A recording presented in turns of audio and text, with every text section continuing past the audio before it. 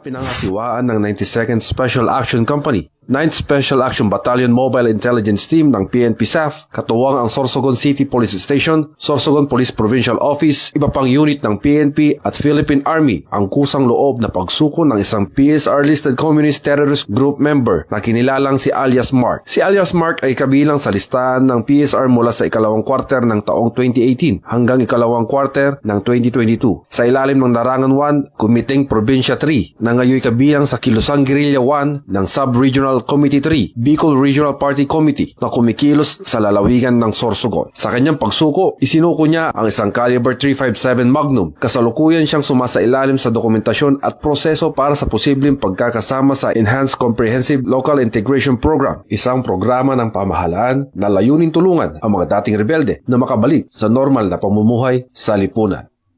At mula dito sa headquarters sa Fort Santo Domingo, Santa Rosa City, Laguna, ang tahanan ng inyong tagaligtas. Ako ang inyong PNN correspondent, Police Corporal Marcelino Termeres, alagad ng batas, tagataguyod ng Balitang Pulis.